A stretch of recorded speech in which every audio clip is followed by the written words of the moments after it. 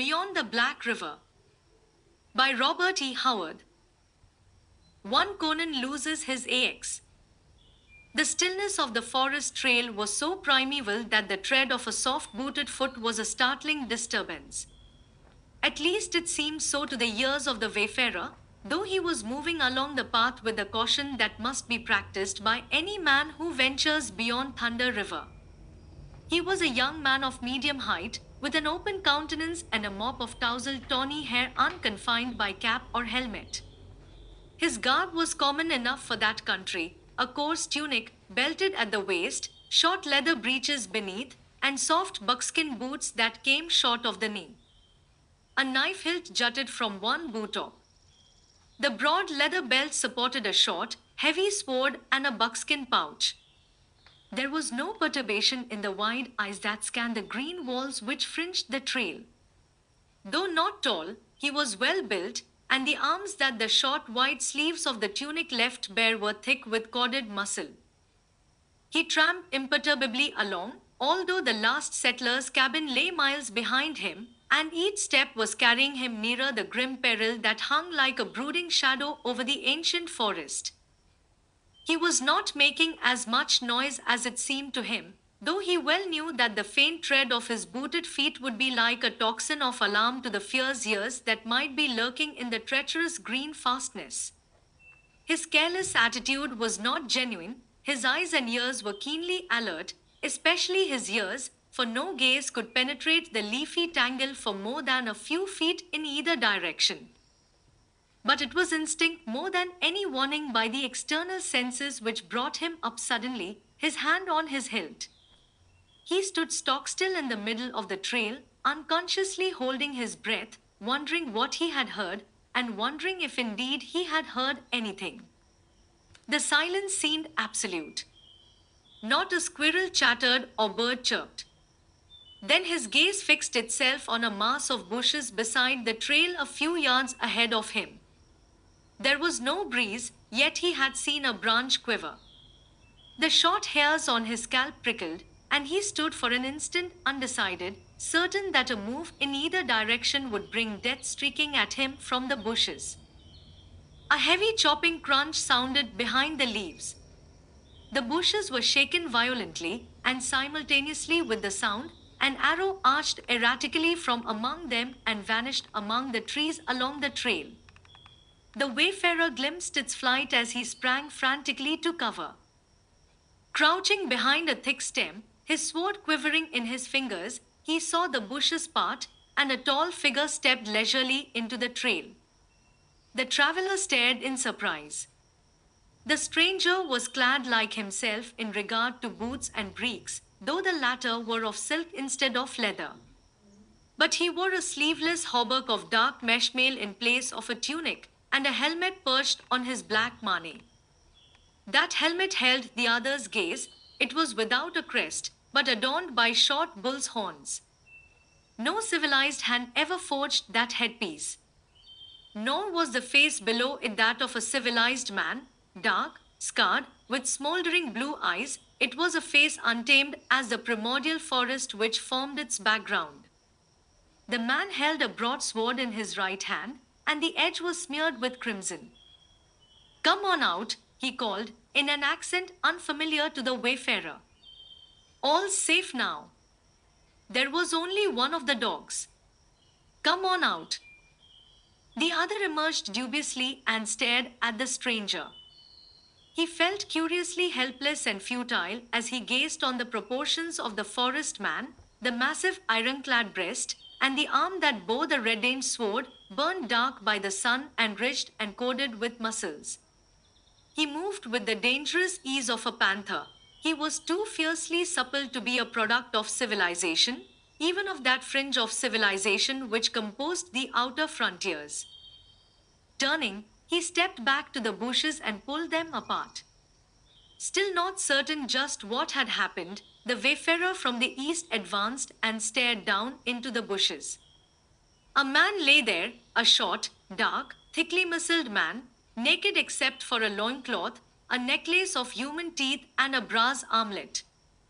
A short sword was thrust into the girdle of the loincloth, and one hand still gripped a heavy black bow. The man had long black hair. That was about all the wayfarer could tell about his head, for his features were a mask of blood and brains. His skull had been split to the teeth. "A Pict, by the gods!" exclaimed the wayfarer. The burning blue eyes turned upon him. "Are you surprised?" "Why, they told me at Velitrium and again at the settlers' cabins along the road that these devils sometimes sneak across the border, but I didn't expect to meet one this far in the interior." "You're only 4 miles east of Black River," the stranger informed him. "They've been shot within a mile of Velitrium. No settler between Thunder River and Fort Tuslin is really safe. I picked up this dog's trail 3 miles south of the fort this morning, and I've been following him ever since. I came up behind him just as he was drawing an arrow on you." Another instant and there would have been a stranger in hell. "But I spoiled his aim for him." The wayfarer was staring wide-eyed at the larger man, dumbfounded by the realization that the man had actually tracked down one of the forest devils and slain him unsuspected. That implied woodsmanship of a quality undreamed, even for Conajohara. "You are one of the fort's garrison?" he asked. "I'm no soldier. I draw the pay and rations of an officer of the line, but I do my work in the woods. Valinus knows I'm of more use ranging along the river than cooped up in the fort." Casually the slayer shoved the body deeper into the thickets with his foot, pulled the bushes together and turned away down the trail. The other followed him. "My name is Balthus," he offered. "I was at Velitrium last night. I haven't decided whether I'll take up a hide of land or enter fort service." "The best land near Thunder River is already taken," grunted the slayer. "Plenty of good land between Scalp Creek, you crossed it a few miles back, and the fort, but that's getting too devilish close to the river. The Picts steal over to burn and murder, as that one did. They don't always come singly.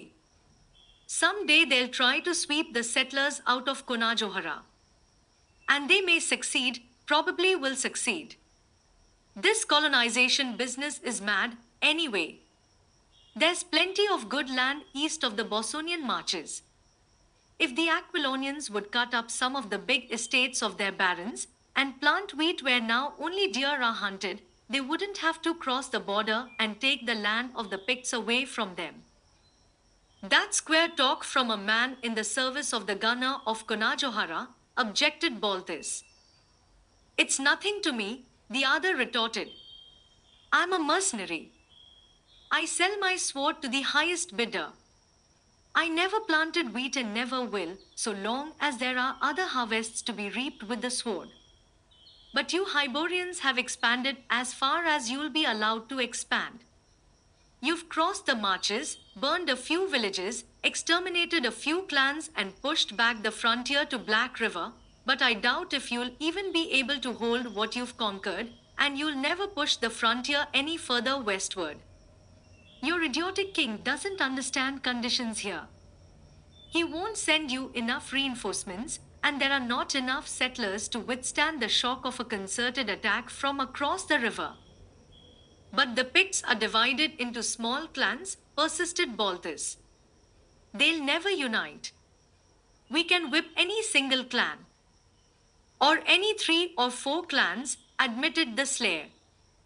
"But someday a man will rise and unite 30 or 40 clans, just as was done among the Cimmerians when the Gundamen tried to push the border northward years ago. They tried to colonize the southern marches of Cimmeria, destroyed a few small clans, built a fort town, Venarium. You've heard the tale." "So I have indeed," replied Balthus, wincing. The memory of that red disaster was a black blot in the chronicles of a proud and warlike people. "My uncle was at Venarium when the Cimmerians swarmed over the walls. He was one of the few who escaped that slaughter. I've heard him tell the tale many a time. The barbarians swept out of the hills in a ravening horde without warning, and stormed Venerium with such fury none could stand before them. Men, women, and children were butchered. Venerium was reduced to a mass of charred ruins, as it is to this day. The Aquilonians were driven back across the marches and have never since tried to colonize the Cimmerian country. But you speak of Venerium familiarly. Perhaps you were there. I was, grunted the other. I was one of the horde that swarmed over the hills. I hadn't yet seen 15 snows, but already my name was repeated about the council fires. Balthus involuntarily recalled, staring. It seemed incredible that the man walking tranquilly at his side should have been one of those screeching, blood-mad devils that had poured over the walls of Venerium on that long-gone day to make her streets run crimson. Then you, too, are a barbarian, he exclaimed involuntarily. The other nodded, without taking offense. I am Conan, a Cimmerian. I've heard of you. Fresh interest quickened Balthus' gaze. No wonder the Pict had fallen victim to his own sort of subtlety. The Cimmerians were barbarians as ferocious as the Picts, and much more intelligent. Evidently Conan had spent much time among civilized men, though that contact had obviously not softened him, nor weakened any of his primitive instincts. Balthus' apprehension turned to admiration as he marked the easy cat-like stride, the effortless silence with which the Cimmerian moved along the trail. The old links of his armor did not clink, and Balthus knew Conan could glide through the deepest thicket or most tangled copse as noiselessly as any naked Pict that ever lived. You're not a Gunderman. It was more assertion than question. Balthus shook his head. I'm from the Tauren. I've seen good woodsmen from the Tauren. But the Bossonians have sheltered you Aquilonians from the outer wildernesses for too many centuries. You need hardening. That was true. The Bossonian marches, with their fortified villages filled with determined bowmen, had long served Aquilonia as a buffer against the outlying barbarians. Now among the settlers beyond Thunder River there was growing up a breed of forestmen capable of meeting the barbarians at their own game, but their numbers were still scanty. Most of the frontiersmen were like Balthus, more of the settler than the woodsman type. The sun had not set, but it was no longer in sight, hidden as it was behind the dense forest wall. The shadows were lengthening, deepening back in the woods as the companions strode on down the trail. It will be dark before we reach the fort, commented Conan casually, then, listen. He stopped short, half crouching, sword ready, transformed into a savage figure of suspicion and menace, poised to spring and rend. Balthus had heard it too, a wild scream that broke at its highest note. It was the cry of a man in dire fear or agony. Conan was off in an instant, racing down the trail, each stride widening the distance between him and his straining companion. Balthus puffed a curse.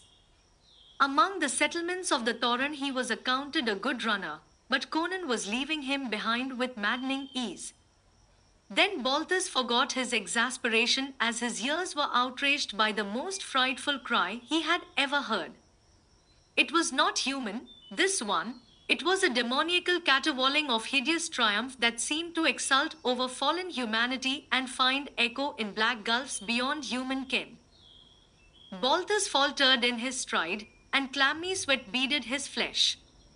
But Conan did not hesitate. He darted around a bend in the trail and disappeared, and Balthus, panicky at finding himself alone with that awful scream still shuddering through the forest in grisly echoes, put on an extra burst of speed and plunged after him. The Aquilonian slid to a stumbling halt, almost colliding with the Cimmerian who stood in the trail over a crumpled body. But Conan was not looking at the corpse which lay there in the crimson-soaked dust. He was glaring into the deep woods on either side of the trail. Balthus muttered a horrified oath. It was the body of a man which lay there in the trail, a short, fat man, clad in the gilt-worked boots and, despite the heat, the ermine-trimmed tunic of a wealthy merchant. His fat, pale face was set in a stare of frozen horror. His thick throat had been slashed from ear to ear as if by a razor-sharp blade. The short sword still in its scabbard seemed to indicate that he had been struck down without a chance to fight for his life. A Pict, Balthus whispered as he turned to peer into the deepening shadows of the forest. Conan shook his head and straightened to scowl down at the dead man. A forest devil. This is the fifth, by Crom. What do you mean? Did you ever hear of a Pictish wizard called Zogar? Balthus shook his head uneasily. He dwells in Guavela, the nearest village across the river. 3 months ago he hid beside this road and stole a string of pack mules from a pack train bound for the fort, drugged their drivers, somehow. The mules belonged to this man. Conan casually indicated the corpse with his foot, Tiberias, a merchant of Velitrium. They were loaded with ale kegs, and old Zogar stopped to guzzle before he got across the river. A woodsman named Soractus trailed him, and led Valinus and 3 soldiers to where he lay dead drunk in a thicket. At the importunities of Tiberias, Valinus threw Zogar into a cell, which is the worst insult you can give a Pict. He managed to kill his guard and escape, and sent back word that he meant to kill Tiberias and the 5 men who captured him in a way that would make Aquilonians shudder for centuries to come.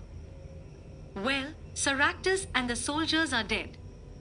Soractus was killed on the river, the soldiers in the very shadow of the fort. And now Tiberias is dead. No Pict killed any of them. Each victim, except Tiberias, as you see, lacked his head, which no doubt is now ornamenting the altar of Zogar particular god. How do you know they weren't killed by the Picts? Demanded Balthus. Conan pointed to the corpse of the merchant. You think that was done with a knife or a sword? Look closer and you'll see that only a talon could have made a gash like that. The flesh is ripped, not cut. Perhaps a panther, began Balthus, without conviction. Conan shook his head impatiently. A man from the torrent couldn't mistake the mark of a panther's claws. No. It's a forest devil summoned by Zogar to carry out his revenge. Tiberias was a fool to start for Velitrium alone, and so close to dusk. But each one of the victims seemed to be smitten with madness just before doom overtook him. Look here, the signs are plain enough. Tiberias came riding along the trail on his mule, maybe with a bundle of choice otter pelts behind his saddle to sell in Velitrium, and the thing sprang on him from behind that bush. See where the branches are crushed down. Tiberias gave one scream, and then his throat was torn open and he was selling his otter skins in hell. The mule ran away into the woods. Listen. Even now you can hear him thrashing about under the trees. The demon didn't have time to take Tiberias' head. It took fright as we came up. As you came up, amended Balthus. It must not be a very terrible creature if it flees from one armed man. But how do you know it was not a Pict with some kind of a hook that rips instead of slicing? Did you see it? Tiberias was an armed man, grunted Conan. If Zogar can bring demons to aid him, he can tell them which men to kill and which to let alone. No, I didn't see it. I only saw the bushes shake as it left the trail. But if you want further proof, look here. The slayer had stepped into the pool of blood in which the dead man sprawled. Under the bushes at the edge of the path there was a footprint, made in blood on the hard loam. Did a man make that? Demanded Conan. Balthus felt his scalp prickle. Neither man nor any beast that he had ever seen could have left that strange, monstrous 3-toed print that was curiously combined of the bird and the reptile, yet a true type of neither. He spread his fingers above the print, careful not to touch it, and grunted explosively. He could not span the mark. What is it? He whispered. I never saw a beast that left a spoor like that. Nor any other sane man, answered Conan grimly.